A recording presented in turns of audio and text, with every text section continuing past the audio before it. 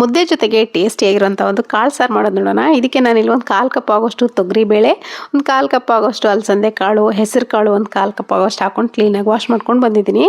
1 cup ಆಗೋಷ್ಟು ನೀರನ್ನು ಹಾಕೊಳ್ಳಿ ಅಥವಾ ಮುಳುಗುವಷ್ಟು ನೀರು ಹಾಕ್ಕೊಂಡು ನಾನಿಲ್ಲಿ ಮೂಲಂಗಿ ಕಟ್ ಮಾಡಿರುವಂಥ ಮೂಲಂಗಿ, ಬದನೆಕಾಯಿ, ಹಾಗೆ ಬೀನ್ಸು, ಹಾಗೆ ಆಲೂಗಡ್ಡೆ ಕೂಡ ಹಾಕ್ಕೊಂಡಿದ್ದೀನಿ. ಒಂದು 3 ಟೊಮೆಟೊ, ಹಸಿಮೆಣಸಿನ್ಕಾಯಿ ಕೂಡ ಹಾಕ್ಕೊಂಡಿದ್ದೀನಿ. ಇದಕ್ಕೆ ನೋಡಿ 1 ಸ್ಪೂನ್ ಆಗೋಷ್ಟು ಸಾಂಬಾರು ಪೌಡ್ರ್ ಕೂಡ ಹಾಕ್ಕೊಂಡಿದ್ದೀನಿ. ನೀವು ಮನೇಲಿರೋದನ್ನೇ ಸಾಂಬಾರು ಪೌಡ್ರನ್ನ ಬಳಸಿ. ಇವಾಗ ಕುಕ್ಕರ್ ಲಿಡ್ಡನ್ನ ಕ್ಲೋಸ್ ಮಾಡಿ ಒಂದು 3 ವಿಷಲ್ ಕೂಗಿಸಿದ್ರೆ ಸಾಫ್ಟಾಗಿ ನಮ್ಗೆ ಯಾವ ಹದಕ್ಕೆ ಬೇಕೋ ಆ ಹದಕ್ಕೆ ಬೆಂದಿರುತ್ತೆ. ತರಕಾರಿ ಆಗಲಿ, ಬೇಳೆ ಕಾಳುಗಳಾಗಲಿ.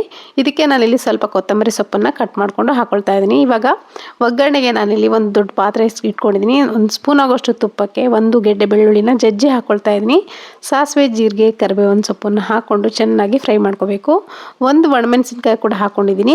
ಹಾಕ್ಕೊಂಡು ಚೆನ್ನಾಗಿ ಫ್ರೈ ಮಾಡಿಕೊಂಡು ನಾವು ಬೇಯಿಸಿಟ್ಕೊಂಡಂಥ ಕಾಳು ತರಕಾರಿ ಎಲ್ಲ ಹಾಕ್ಕೊಂಡು ಚೆನ್ನಾಗಿ 2 ರಿಂದ 3 ಕುದಿ ಕುದಿಸಿದ್ರೆ ಉಪ್ಪು ಹಾಕಿ ಟೇಸ್ಟಿಯಾದಂಥ ಕಾಳು ಸಾರು ರೆಡಿ ಆಗುತ್ತೆ ಮುದ್ದೆ ಜೊತೆ.